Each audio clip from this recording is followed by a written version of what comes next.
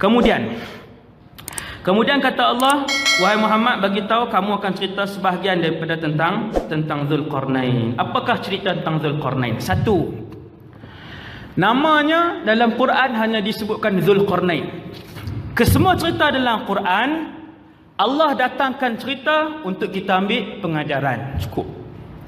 Dia lahir di mana, kalau menengah tang mana, ambil PhD apa, tak ada PhD ke ada, ceramah banyak ke, masuk TV ke dah.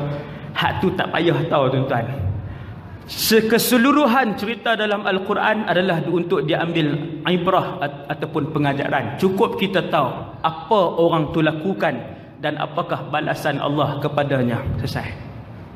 Sebab tu kita tak tahu bahkan nama dia yang betul tak ada siapa tahu. Zulkarnain. Sehingga kan bila sahabat tanya, ya Rasulullah, akana nabiyan am wali? Apakah Zulkarnain ni nabi, rasul ataupun dia seorang wali, orang soleh, waliullah, orang soleh? Nabi kata, aku pun tidak mengetahui apakah dia nabi ataupun dia seorang wali.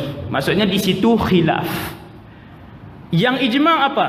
Yang ijma'nya Zulkarnain ini satu, dia seorang raja, dan ijma'nya dua, dia seorang yang saleh, orang baik tuan-tuan, orang saleh.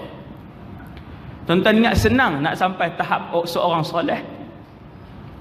Allahu Akbar. Satu orang yang saleh, yang disayangi oleh Allah, bukan calang-calang orang kita nak sebut. Ulama hari ni nak sebut dia saleh pun tak berani nak sebut. Apakah benar soleh di sisi Allah Subhanahu wa taala? Kita tak tahu, no? Zulkarnain satu orang raja manusia, raja yang Allah sebut dia orang soleh. No? Orang soleh. Jadi tuan-tuan yang dirahmati Allah, benda pertama kita faham ni ibrah ni, hak cerita hari ni. Ini pengajaran dia nombor satu antara pengajaran yang besar yang kita dapat daripada ayat pertama ni. Bila Allah sebut wa yas'alunaka 'an dzil qarnain, kata para ulama tafsir, apabila kamu melihat Allah mengabadikan sesuatu nama ataupun sesuatu sosok tubuh seseorang di dalam Al-Quran, maka ketahuilah orang itu sama ada terlalu hebat ataupun terlalu jahat. Yang biasa-biasa macam kita ni tak ada. Nah, hak kadang baca Quran sejuzuk, kadang 3 muka, kadang sedekah 50, kadang RM5. Ni hak biasa-biasa ni tak ada dalam Quran. Kata para ulama tafsir, di dalam Quran apabila kalian jumpa satu nama, sama ada dia ni sangat hebat ataupun orang biasa. Nah, tiba-tiba Allah sebut anjing dalam Quran yang mengiringi Ashabul Kahfi. Kata ulama tafsir, apa yang kalian faham? Apabila Allah menyebut beberapa kali anjing yang mengiringi Ashabul Kahfi, dan sedangkan anjing itu bukan anjing peliharaan mereka, para ulama kata itulah hebatnya apabila bersahabat dengan orang-orang saleh. Dia pun dapat kedudukan tersebut. Kerana apa? Kerana bersahabat dengan orang saleh. Dan itulah hebatnya orang saleh, apabila mereka tidak mendapati kawan mereka di atas dunia dulu, lalu mereka akan mengadu kepada Allah, ya Allah, kami ada satu orang kawan dulu puasa dengan kami, datang belajar dengan kami, selalu pergi belajar dengan kami, melakukan kebaikan dengan kami, tetapi hari ini dia tidak dikurniakan olehmu ya Allah untuk masuk syurga. Lalu Allah perintahkan dengan syafaat kawan-kawan soleh ni untuk dikeluarkan kawan hak duk dalam neraka tadi. Suhbatu as-salihin, berkawan rapat, bergaul mesra dengan orang soleh. Entah. Ni tajuk orang soleh. Zulkarnain, seorang raja yang soleh. Senang ke nak jumpa tuan-tuan maharaja yang soleh? No? Ada ratusan raja Islam hari ni, senang jumpa ke seorang raja yang soleh?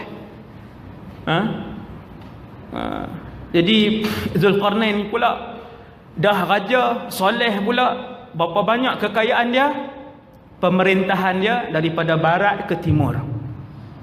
Dalam sejarah Islam ada 4 orang lelaki yang memerintah barat ke timur, 2 Islam dan 2 tidak Islam. Dalam sejarah Islam, dalam sejarah manusia ada 4 lelaki yang memerintah daripada barat ke timur. Dua Islam, Nabi Sulaiman alaihissalam dan juga Zulkarnain ni.